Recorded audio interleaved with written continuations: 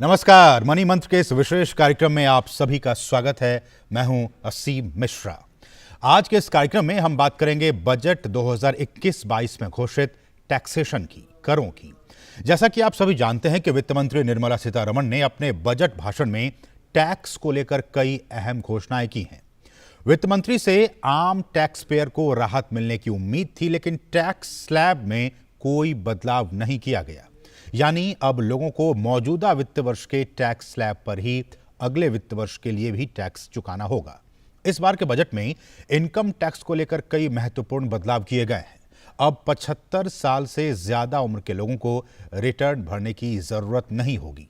इसके अलावा पीएफ पर, प्रोविडेंट फंड पर मिलने वाले ब्याज को भी टैक्सेबल इनकम में शामिल कर लिया गया है। हम आपको ऐसे कुछ महत्वपूर्ण बदलावों के बारे में इस कार्यक्रम के जरिए बताएंगे जिन्हें जानना आपके लिए काफी जरूरी हो सकता है। और इस कार्यक्रम में हमारे साथ एक खास मेहमान भी जुड़ गए हैं। हमारे साथ हैं टैक्स एक्सपर्ट और taxman.com से नवीन वाधवा जी। नवीन जी, आपका बहुत बहुत स्वागत है इस विशेष कार्यक्रम मनी मंत्रा में। सर, शुरुआत आपसे पहले उस खबर पर लेना चाहेंगे जिसमें कि साफ तौर पर यह कहा गया है बजट में कि अब जो है वो पीएफ की अगर मैं बात करूं और जो सीनियर सिटीजन उनकी बात करूं, तमाम जो ऐसे पॉइंट्स हैं, शुरुआत टैक्स स्लैब के बदलाव से इस वित्तीय वर्ष की बात करूं और अगले वित्त वर्ष में भी कोई इस स्लैब में कोई बदलाव नहीं किया गया है। इसको कैसे देखते हैं और इस बदलाव न करने के पीछे क्या कुछ वजह हो सकती हैं? नवीन जी। बहुत बहुत धन्यवाद। जैसा कि हम लोगों ने सोचा भी था कि इस बजट में ज्यादा कुछ बदलाव की उम्मीदें नहीं थी हमें, और गवर्नमेंट को पैसा भी चाहिए था, तो एक टैक्स रेट में कोई छूट नहीं दी गई। इस बात का जरूर दुख तो होगा हमें, लेकिन इस बात की बहुत ज्यादा हमें खुशी है कि गवर्नमेंट ने कुछ एडिशनल टैक्स लगाया भी नहीं। और इस बात को निर्मला सीतारमण जी ने बाद में क्लैरिफाई भी किया था कि गवर्नमेंट के थॉट प्रोसेस में भी नहीं था, गवर्नमेंट के पाइपलाइन में भी नहीं था कि हमें कोई एडिशनल टैक्स लगाना है। तो अपने आप में ये भी एक बहुत बड़ा रिलीफ है। तो कोई नया टैक्स नहीं आया, कोई टैक्स में बदलाव नहीं किया गया। तो जो पुराने साल के जो आपके टैक्स रेट्स थे, उसी टैक्स रेट्स पे आपको इस साल आपको अब टैक्स देना पड़ेगा। लेकिन इसके अलावा गवर्नमेंट ने काफी कुछ ऐसे बदलाव किए हैं जो कि एक इंडिविजुअल टैक्स पेयर को, एक इंडिविजुअल करदाता को जानना जरूरी है। उसके लिए अगर हम लोग, जैसा आपने अभी बात की प्रोविडेंट फंड की, जैसा आपने अभी बात की रिटर्न फाइलिंग को लेके, या फिर यूलिप की टैक्सेबिलिटी को लेके, या टीडीएस को लेके, तो ऐसे कुछ काफी जरूरी बदलाव किए गए हैं। अगर हम लोग प्रोविडेंट फंड से ही हम लोग बात करें, तो जो कि प्रोविडेंट फंड अभी तक एग्जम्प्ट होता था, खैर वो आज भी एग्जम्प्ट है, लेकिन कुछ का एक कुछ छोटा सा हिस्सा टैक्स किया गया है, लेकिन उसका भी इम्पैक्ट मैक्सिमम लोगों पे नहीं पड़ेगा। अभी फाइनेंस मिनिस्ट्री ने एक प्रेस रिलीज भी इशू की गई, उसमें बोला था कि मुश्किल से 0.27%, और जितने भी आज के डेट में हमारे देश में लगभग 4.5 करोड़ ऐसे सैलरीड क्लास है जो कि प्रोविडेंट फंड में कंट्रीब्यूट करता है, तो उसमें से सिर्फ 0.27% ऐसा प्रोपोर्शन है जिसपे इस बदलाव का इम्पैक्ट पड़ेगा। तो अगर चाहे वो गवर्नमेंट एम्प्लॉय हो, चाहे वो पर्सनल ऑर्गेनाइजेशन का कोई एम्प्लॉय हो, उसको उस पे इस चेंज का बदलाव का इम्पैक्ट इस तरीके से पड़ेगा। अगर आप सालाना अपने प्रोविडेंट फंड में 2.5 लाख से ज्यादा कंट्रीब्यूट करते हैं, तो उससे पहले मैं आपको एक बात बताऊं, तो प्रोविडेंट फंड में हमारे दो तरीके से कंट्रीब्यूशन जाता है। एक जाता है एम्प्लॉय का, और उतना ही हिस्सा एम्प्लॉयर भी कंट्रीब्यूट करता है। तो यहाँ पे जो बदलाव किया गया है सिर्फ एम्प्लॉय के कंट्रीब्यूशन को लेके किया गया है। अगर आपका कंट्रीब्यूशन 2.5 लाख रुपए तक सालाना है, तो उस केस में उस 2.5 लाख से ऊपर जितना अमाउंट है उसके प्रोपोर्शन में जितना आपको इंटरेस्ट पे किया जा रहा है। अगर हम एक एग्जांपल दें, अगर आप 3 लाख रुपए सालाना अपने पीएफ में कंट्रीब्यूट करते हैं, तो 2.5 लाख पे जो ब्याज आपको मिल रहा है वो अभी भी टैक्स फ्री है। 2.5 लाख से ऊपर जो 50,000 है, उस 50,000 पे जितना इंटरेस्ट कैलकुलेट होगा वो आपके हाथ में टैक्सेबल होगा। अब वो कितना टैक्सेबल होगा, कैसे टैक्सेबल होगा, गवर्नमेंट इसको लेके बाद में पूरा का पूरा मेथड नोटिफाई करेगी। तो इस बात को लेके अभी क्लैरिटी नहीं है कि वो कितना टैक्स लगेगा, लेकिन यस, 2.5 लाख से ऊपर जितना आपका कंट्रीब्यूशन है इस पे डेफिनेटली टैक्स लगेगा। अब लोगों को एक डाउट ये भी होगा कि जो मेरा पब्लिक प्रोविडेंट फंड में मैं कंट्रीब्यूट कर रहा हूं, क्या उस पे भी टैक्स लगेगा? बिल्कुल। आंसर है नहीं। सिर्फ एम्प्लॉय प्रोविडेंट फंड जो 2.5 लाख से ऊपर कंट्रीब्यूशन है, खाली उस पे टैक्स लगेगा, और चांसेस है कि इस इनकम पे से आपका टीडीएस भी कटेगा। तो आपको इसकी कंपटीशन में नहीं जाना पड़ेगा। ईपीएफओ या जो आपका पीएफ ट्रस्ट है वही आपकी इनकम कंप्यूट करेगा, वही उस पे आपका टैक्स भी काटेगा, और वही इंफॉर्मेशन आपकी 26 एस में भी दिखेगी। तो जैसे आपका एफडी का इंटरेस्ट चलता है, बिल्कुल उसी तरीके से आपका इस पीएफ में 2.5 लाख से ऊपर के ब्याज पे जो इंटरेस्ट है बिल्कुल वैसे ही चलेगा। आप मान के चलिए कि आपने एफडी कराई है, जैसे आप एफडी पे ब्याज पे हर साल ब्याज देते हैं, ऐसे आप इस पे भी हर साल तो ब्याज कोई देंगे। मैक्सिमम कैप सर नवीन जी? कोई मैक्सिमम कैप नहीं है। 2.5 लाख से ऊपर जितना भी अमाउंट आपका जाएगा उन सब पे आपको इस पे टैक्स देना पड़ेगा। और हम लोगों ने एक इसमें छोटी सी कैलकुलेशन भी की। अगर आपके, मैं व्यूअर्स के लिए एक सिंपल सा मैथमेटिक्स बताऊं, तो अगर आपकी इनकम 30 लाख तक ही है तो मान के चलिए आप पे इसका इम्पैक्ट कोई आएगा नहीं। 30 लाख से नीचे वाले लोगों पे इसका कुछ खास इम्पैक्ट नहीं है। जिनकी सैलरी 30 लाख से सालाना, जो सीटीसी जिसको हम लोग बोलते हैं, 30 लाख से ऊपर जैसे ही एक्सीड करेगी तो डेफिनेटली आप पे इस चेंज का इम्पैक्ट आ सकता है।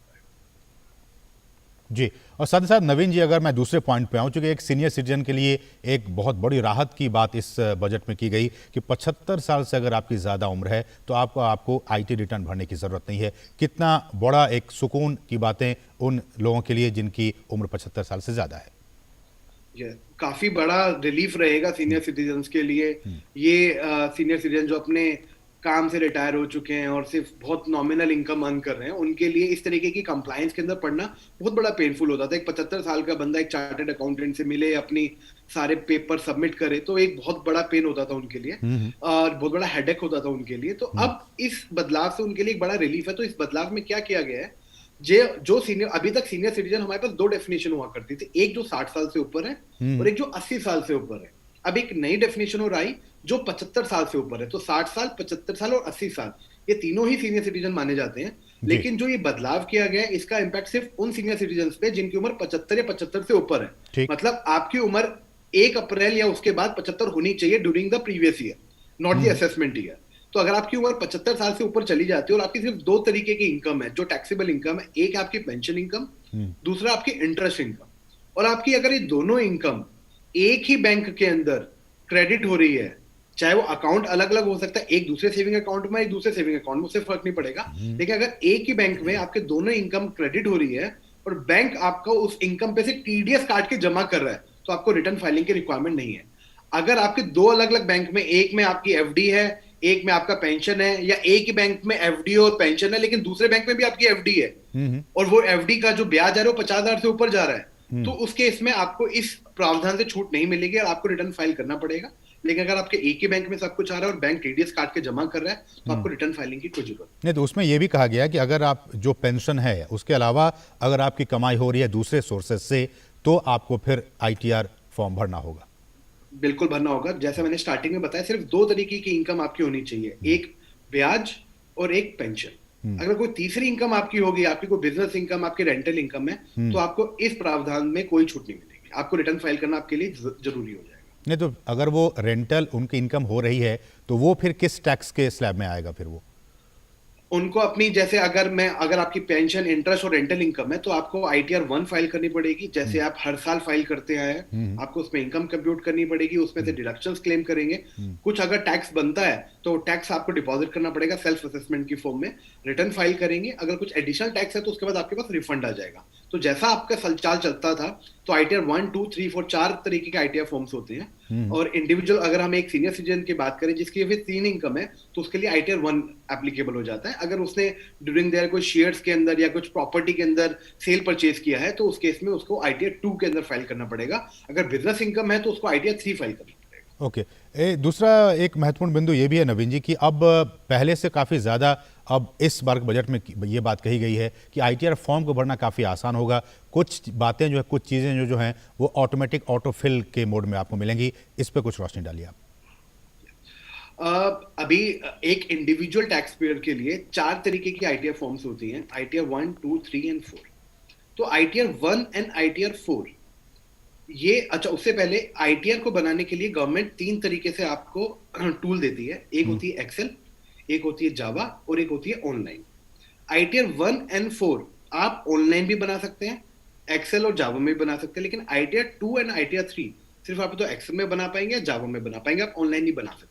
तो जो छोटे टैक्स पेयर्स हैं, जो छोटे करदाता है, उनके लिए आईटीआर 1 एंड आईटीआर 4 एक बहुत छोटा सा फॉर्म है, मुश्किल से 3 या 4 पेज का फॉर्म है, और उसमें से लगभग आधी इंफॉर्मेशन आपकी प्री फिल्ड आती है, जो आपकी 26 से आपकी बेसिक इंफॉर्मेशन से, आपके टीडीएस कितना आपने डिपॉजिट किया, आपने पुराने बैंक में क्या डिटेल दी, आपकी सैलरी में से कितना टीडीएस कटा, ये सारी इंफॉर्मेशन आपकी प्री फिल्ड आती है।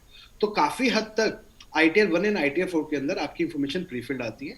कुछ इन्फॉर्मेशन है जैसे डिडक्शंस की या इस तरीके की इन्फॉर्मेशन आपकी प्रीफिल्ड नहीं आती है। सुनने में आ रहा है कि गवर्नमेंट ऐसे भी एक प्रोजेक्ट पे काम कर रही है, प्रोजेक्ट इनसाइट, जिसमें आपको इन सारी इन्फॉर्मेशन भी आपके ITR के अंदर प्रीफिल्ड मिलेगी। तो एक बार अगर ऐसा हुआ तो ये सिर्फ 2 मिनट की दूरी पर होगा आपके रिटर्न फाइल करना। आप जाइए, लॉग इन कीजिए, आपको आधी से ज्यादा इन्फॉर्मेशन मिलेगी, उसको वेरीफाई कीजिए और सबमिट कीजिए।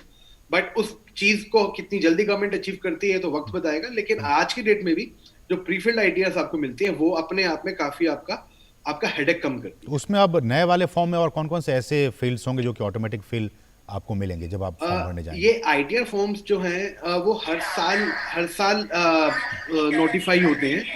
1 अप्रैल को जनरली ये गवर्नमेंट नोटिफाई करती है ITR फॉर्म्स, और ये ITR फॉर्म्स जो नया असेसमेंट ये स्टार्ट होता है उसके लिए एप्लीकेबल होती है। तो अगर आज के डेट में हम लोग बात करें, अभी हमारे पुराने साल के जो रिटर्न फाइलिंग का प्रोसेस ऑलमोस्ट खत्म हो चुका है, तो हमारे पास 31 मार्च तक का टाइम है। लेकिन जो अगला असेसमेंट ईयर स्टार्ट होगा, जो ये प्रीवियस ईयर, मैं आपके यूजर्स को एक बार बता भी दूं ये प्रीवियस ईयर और असेसमेंट ईयर में फर्क क्या होता है। तो जिस साल हम लोग इनकम अर्न करते हैं उसको बोलते हैं हम लोग प्रीवियस ईयर। जैसे आज की डेट में हम लोग इस वक्त खड़े हैं 2021 में।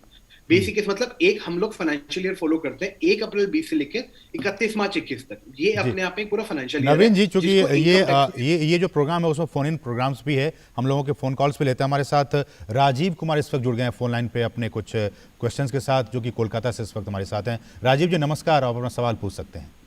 नमस्कार जी, मेरा सवाल ये था जी कि जो 75 साल से बड़े, मतलब जो एक फाइनेंशियल ईयर 1 अप्रैल जो बोले हैं कि हाँ उसमें 75 साल से ऊपर होना चाहिए, या उस फाइनेंशियल ईयर में यदि वो 75 साल कंप्लीट करते हैं तो क्या वो उसके लिए आप उस फाइनेंशियल ईयर में आपको 75 साल पूरा हो जाना चाहिए। 1 अप्रैल अगर हम लोग ये बात करें, ये जो प्रोविजन है ये अगले साल से एप्लीकेबल है। अगर आप इस साल में 75 साल के हो रहे हैं तो आप इस प्रोविजन का बेनिफिट मिल जाएगा। चलिए बहुत बहुत शुक्रिया राजीव, आपने फ़ोन किया और मुझे लगता है कि उम्मीद है कि आपको अपना जवाब मिल गया होगा। लेकिन नवीन जी, हम आपके पास लौटेंगे चूंकि वक्त हो गया एक छोटे से ब्रेक का, और ब्रेक के बाद जब वापस लौटेंगे तो और भी कुछ तमाम बातें हैं जिन पर कि आपसे हम समझना चाहेंगे। फिलहाल रुकेंगे छोटे से ब्रेक के लिए। आप देखते रहिए मनी मंत्र।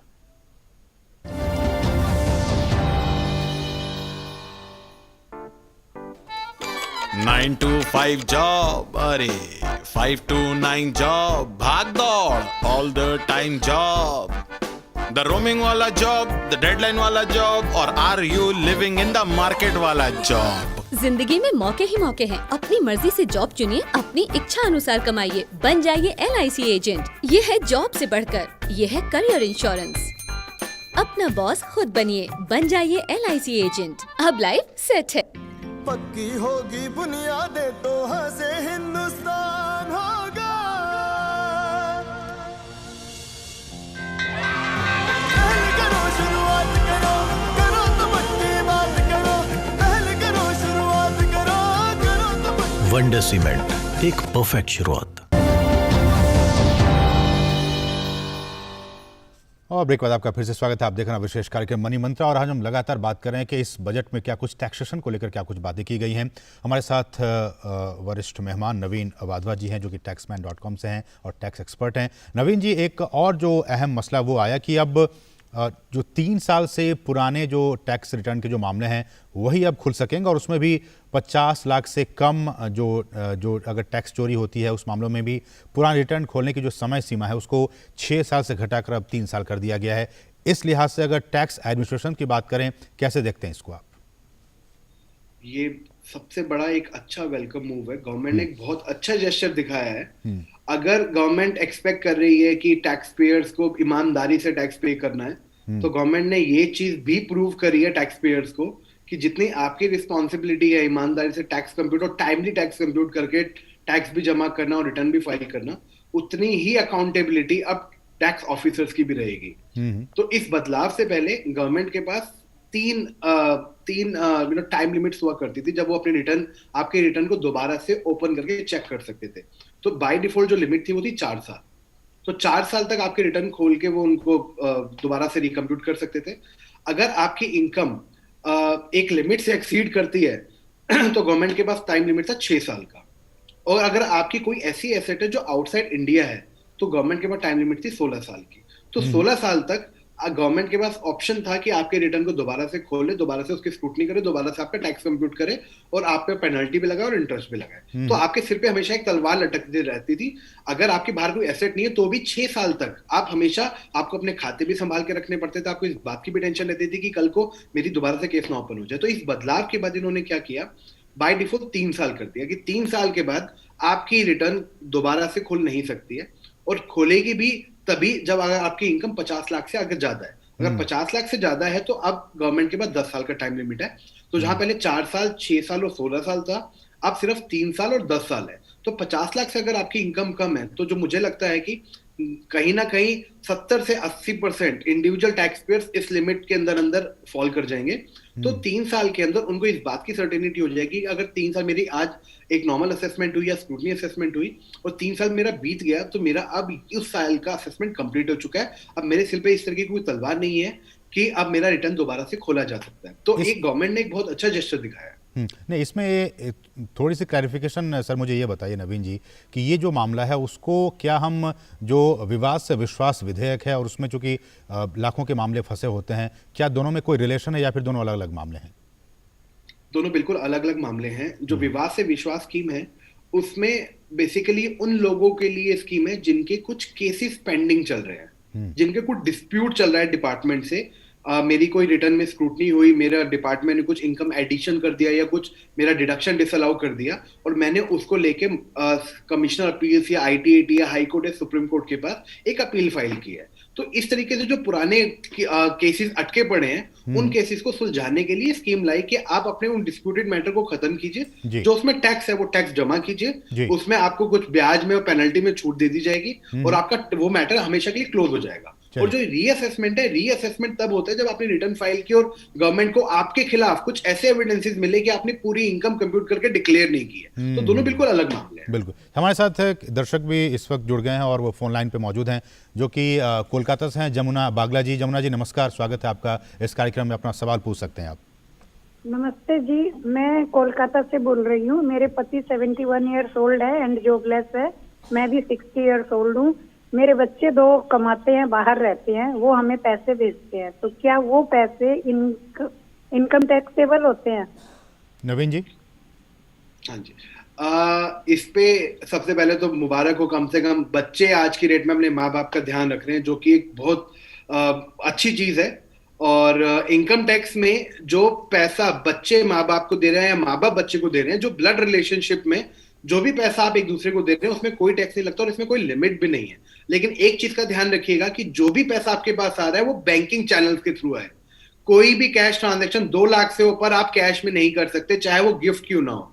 तो अगर आपके बच्चे आपको अकाउंट में, आपके अकाउंट में, आपके हस्बैंड के अकाउंट में जो भी पैसा डाल रहे हैं वो पूरा का पूरा टैक्स फ्री है, इसमें कोई टैक्स नहीं लगेगा और आपको इनकम टैक्स रिटर्न में दिखाने की भी जरूरत नहीं है। चलिए, उम्मीद करता हूं कि जमुना जी को अपना जवाब मिल गया होगा। नवीन जी, एक और मामला जैसा कि आप कह भी रहे थे, यूलिप का एक बहुत ही महत्वपूर्ण मसला रहा इस पूरे बजट भाषण में, और उसमें कहा गया कि 2.5 लाख से ज़्यादा जो यूलिप प्रीमियर है उस पर अब टैक्स देना होगा। क्या कुछ है ये मामला सारा? यूलिप की टैक्सेबिलिटी को समझने के लिए हमें पहले ये समझना होगा कि यूलिप होते क्या है। जी, यूलिप एक तरीके का इंश्योरेंस प्रोडक्ट है, बट ये एक नॉर्मल इंश्योरेंस से थोड़ा सा डिफरेंट होता है। अगर हम बोले आपके जो लाइफ इंश्योरेंसेस होती है, एक तो टर्म इंश्योरेंस होता है, एक आपका लाइफ इंश्योरेंस होता है और एक आपका यूलिप प्लान्स होता है। ऐसे तो डेफर्ड एन्युटी काफी प्लान्स होते हैं, लेकिन हम अगर इन 3 चीजों को समझे, टर्म इंश्योरेंस जिसमें आप सिर्फ प्रीमियम देते हो, आपको कुछ रिटर्न नहीं आता। रिटर्न आता है सिर्फ आप इन केस ऑफ डेथ और जिसकी आपने लाइफ टर्म इंश्योरेंस ले रखा उसके डेथ पे आता है, तो वो इस बदलाव का उस पर कोई इंपैक्ट नहीं, तो हम टर्म इंश्योरेंस की बात नहीं करेंगे। लाइफ इंश्योरेंस में भी इस बजट में चेंजेस है उस पर भी कोई इंपैक्ट नहीं है, उस पर भी हम लोग बात नहीं करेंगे। जो नॉर्मल यूनिट प्लान्स होते हैं, यूनिट प्लान का मतलब होता है यूनिट लिंक्ड इंश्योरेंस प्लान। तो यूनिट लिंक्ड इंश्योरेंस प्लान के अंदर 2 तरीके से ये काम करता है। एक अमाउंट आपका जाता है आपके इंश्योरेंस के लिए और आपका कुछ अमाउंट जाता है मार्केट में इन्वेस्ट होने के लिए, चाहे वो इक्विटी मार्केट हो, चाहे वो डेट मार्केट हो, चाहे वो मनी बेस्ड हो, चाहे वो बैलेंस फंड हो। तो आपका कुछ पोर्शन इन फंड्स के अंदर लगाया जाता है। तो आपको इंश्योरेंस के साथ साथ इन्वेस्टमेंट का भी बेनिफिट मिलता है अगर आप इन चीजों के अंदर पैसा लगाते हैं। इस साल के बदलाव से पहले भी कुछ बदलाव आए थे, पहले उसको भी समझना जरूरी है, तभी आपको ये बदलाव भी समझ में आएगा। बिल्कुल। अभी तक ये था कि आपका जो सम एश्योर्ड है एक एग्जाम्पल के साथ हम लोग समझेंगे। मैंने 50 लाख रुपए का मैंने यूलिप ले रखा है, जिसमें मेरा सम एश्योर्ड 50 लाख रुपए है। अगर जो प्रीमियम मैं पे कर रहा हूं, मैं अगर 5 लाख से ज्यादा अगर मैं प्रीमियम पे कर रहा हूं, मैं मतलब एग्जाम्पल अगर हम लोग 6 लाख रुपए प्रीमियम पे कर रहा हूं, तो मेरा जो प्रीमियम है उसका 10 गुना से ज्यादा अगर मेरा है, मेरा जो कवर, तो मुझे एग्जम्पशन नहीं मिलती है। अगर इस एग्जाम्पल में 50 लाख रुपए जो मेरा सम एश्योर्ड है, अगर मेरा प्रीमियम 5 लाख या 5 लाख से कम है तो मुझे एग्जम्पशन मिलती थी, लेकिन 5 लाख से ज्यादा तो मुझे एग्जम्पशन नहीं मिलती। तो ये तो था पुराना प्रोविजन जो आज भी कंटिन्यू रहेगा। अब एक नया बदलाव इसके अंदर लाया गया, अगर सालाना आप एक यूलिप का 2.5 लाख से ज्यादा प्रीमियम पे करते हैं, तो वो उस मैच्योरिटी के टाइम पे, यूलिप जनरली 5 साल के होते हैं, तो 5 साल के बाद जब आपके हाथ में पैसा आएगा मैच्योरिटी के टाइम पे, रिडक्शन के टाइम पे, उस केस में ये पैसा आपका टैक्स फ्री नहीं होगा, जो कि अब तक 1010D में एग्जम्पशन मिलती थी। वो एग्जम्पशन आपको अब नहीं मिलेगी, आपका पैसा पूरा का पूरा टैक्सेबल होगा। लेकिन हाँ, अगर कोई डेथ हो जाती है तब आपका ये पैसा अभी भी टैक्स फ्री रहेगा, उस केस में इस पे कोई टैक्स नहीं लगा है। अब कुछ लोगों का ये सवाल ये भी होगा कि सर मेरी 4-5 यूलिप प्लान्स है, मैं सबका 50-60 हजार पे मैं प्रीमियम पे करता हूँ, तो इसमें भी एक बदलाव आया। इसमें बदलाव आया, अगर आपका 2.5 लाख से ऊपर है तो पूरा का पूरा टैक्स, उसमें हम कोई बात नहीं करेंगे। लेकिन अगर आपका 2.5 लाख से कम है और आपकी एक से ज्यादा पॉलिसी है, तो आप उन सारी पॉलिसीज को इकट्ठा कीजिए जिनका टोटल प्रीमियम 2.5 लाख तक बैठता है। अगर आपने 50-50 हजार की आपके पास 7 पॉलिसीज है, तो आपका टोटल प्रीमियम हो 3.5 लाख रुपए। तो आप 2.5 लाख रुपए चूज कर लीजिए कि ये मेरा टैक्स फ्री है। 2.5 लाख से ऊपर जो मेरा अमाउंट होगा वो मेरा टैक्सेबल हो जाएगा, मतलब 1 लाख रुपए मेरा टैक्सेबल हो जाएगा। तो मैनेजमेंट करने की जरूरत चूज करना चाहिए। अब आपको थोड़ा सा एक कैलकुलेशन करने की जरूरत होगी, तो उसका भी मैं आपको एक सिंपल सा तरीका बताता हूँ। तो सिंपल सा तरीका, नवीन जी हम आपके पास आएंगे। नवीन जी, चूंकि ये वक्त हो गया छोटे से ब्रेक का, और क्या कुछ सॉल्यूशन है उनके सामने आप जिसका जिक्र कर रहे हैं, हम आपसे पूछेंगे, लेकिन यहाँ रुकेंगे और छोटे से ब्रेक के लिए। आप देखते रहिए मनी मंत्रा।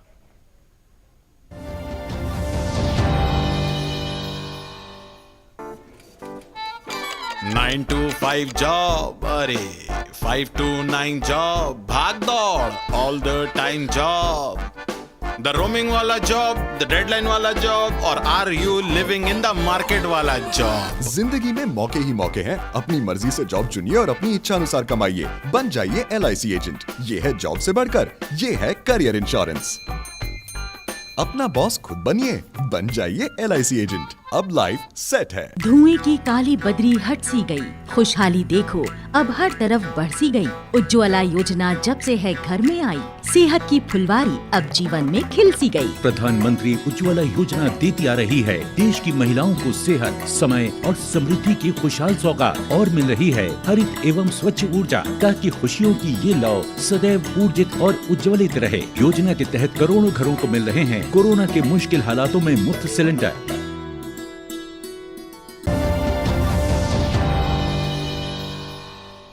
और ब्रेक के बाद आपका फिर से स्वागत है। आप देख रहे हैं हमारा विशेष कार्यक्रम मनी मंत्रा। इस वक्त हमारे साथ एक दर्शक भी जुड़ गए हैं जो कि बिहार के भोजपुर से हैं, बिमल जी हैं। बिमल जी, अपना सवाल आप पूछ सकते हैं।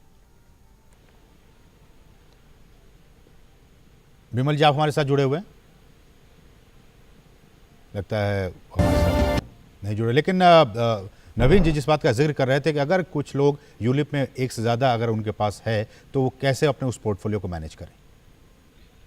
तो बहुत सिंपल से 2 फॉर्मूलाज है जिसका आप ध्यान में रख सकते हैं। पहला तो ये, आप उन यूलिप्स को पहले उठाइए जो यूलिप आपको ज्यादा रिटर्न्स दे रहे हैं। अच्छा, ये रिटर्न्स, ये बात मैंने क्यों कही, उसके समझने के लिए आपको एक बैकग्राउंड समझना होगा कि यूलिप की टैक्सेबिलिटी होती कैसे है। जैसे आपके इक्विटी शेयर्स या equity oriented mutual funds taxable होते हैं, बिल्कुल उसी तरीके से अब आपके यूलिप प्लान्स भी टैक्सेबल होंगे।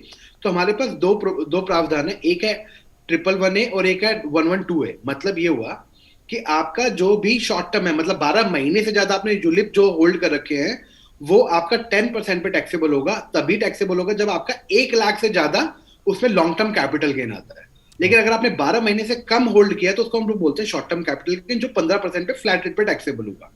तो 1 लाख तक आपको छूट है, तो आप ऐसे यूलिप्स को पहले कवर कीजिए जिसमें आपको ज्यादा रिटर्न आ रहे हैं, क्योंकि 2.5 लाख तक के जो भी प्रीमियम पे जो भी आपको रिटर्न आ रहे हो तो वैसे ही टैक्स फ्री है। तो आप ऐसे, एक तो आपका 2.5 लाख पे जितना भी आपका रिटर्न है सारा टैक्स फ्री आया।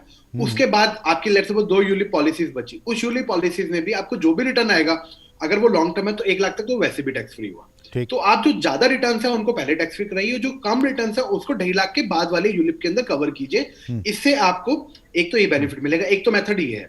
नवीन दूसरा जी, मेथड ये है कि आप कोशिश। नवीन जी, एक दर्शक इस वक्त जुड़ गए हैं, क्योंकि ये प्रोग्राम फोन इन प्रोग्राम भी है, दर्शकों के बहुत सारे सवाल होते हैं। राजेश हैं इस वक्त हमारे साथ मध्य प्रदेश के सतना से। जी राजेश जी नमस्कार, अपना सवाल पूछ सकते जी हैं। सर, नमस्कार सर। पूछिए अपना सवाल।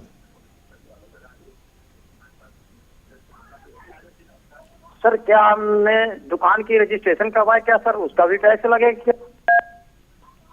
नवीन, जिन्होंने अपने दुकान की रजिस्ट्रेशन करवाई है, क्या उन्हें टैक्स लगेगा? ये सवाल है इनका, जहां तक मैं समझ पा रहा हूँ।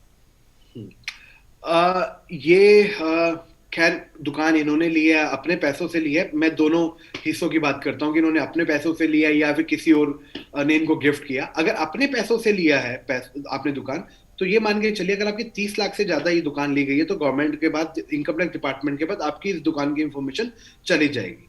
अगर आपकी रिटर्न के अंदर इस तरीके की इनकम नहीं है कि आप 30 लाख से ऊपर की ज्यादा दुकान खरीद सकते हैं, तो आपके पास पक्का एक नोटिस आ सकता है एक्सप्लेन करने के लिए इस इनकम का सोर्स क्या है। लेकिन अगर आपकी इनकम अच्छी खासी है और आप दुकान खरीद सकते हैं, तो आपको रिटर्न में दिखाने की कोई जरूरत भी नहीं है और आपको उस पर टैक्स भी पे करने की कोई रिक्वायरमेंट नहीं, जब तक आप वो दुकान को बेचते नहीं है। लेकिन अगर आपकी इनकम, सालाना इनकम 50 लाख से ऊपर है, तो आपको वो दुकान जो आपने खरीदी है, आपको वो डिटेल अपनी आईटीआर के अंदर शेड्यूल एएल है उसके अंदर आपको दिखाना पड़ेगा। अगर आपकी बिजनेस की दुकान है तो आपको अपने फिक्स एसेट शेड्यूल के अंदर दिखाना पड़ेगा, जिसमें आप डेप्रिसिएशन भी क्लेम कर सकते हैं। ये तो था एक हिस्सा। दूसरा हिस्सा, ये दुकान आपने खरीदी नहीं है, आपको किसी ने गिफ्ट करी है। अगर ये दुकान किसी ने आपको गिफ्ट करी है और वो जिसने गिफ्ट करी है वो आपके फैमिली ब्लड रिलेशन में है, आपके फादर, मदर, भाई, सास, ससुर, तो इस पे आपको कोई टैक्स पे करने की जरूरत नहीं है। लेकिन अगर इसके अलावा किसी और ने आपको ये दुकान दी है तो आपको इस पे टैक्स देना पड़ेगा, अगर उसकी 50,000 से ज्यादा की वैल्यू है। इसके अलावा इसमें एक चीज और भी है, अगर जो आपने दुकान खरीदी और जो उसका जिसपे आपने स्टैम्प ड्यूटी, जो सर्कल रेट भी बोला जाता है, जिसको हम लोग स्टैम्प ड्यूटी वैल्यू भी बोलते हैं, अगर उसके अंदर डिफरेंस 50,000 से ज्यादा है तो जो डिफरेंस अमाउंट होगा आपको उस पर टैक्स पे करना पड़ेगा। तो ये एक प्रावधान है। बिल्कुल, उम्मीद करता हूँ कि राजेश जी को अपना जो जवाब है वो मिल गया होगा। लेकिन नवीन जी, समय की कमी है, ये प्रोग्राम आधे घंटे का ही है और लगातार लोगों के सवाल आ रहे हैं, लेकिन हम उन तमाम सवालों को नहीं ले सकते हैं क्योंकि समय की पाबंदी है। आप इस कार्यक्रम से जुड़े, नवीन जी आपका बहुत बहुत शुक्रिया अपना कीमती वक्त हमारे लिए निकालने के लिए। तो इस विशेष कार्यक्रम में मनी मंत्र में इस हफ्ते के लिए इतना ही। अगले हफ्ते किसी नए विषय के साथ आपके साथ फिर से जुड़ेंगे, आपके सामने हाजिर होंगे। तब तक के लिए हमें दीजिए अनुमति। नमस्कार।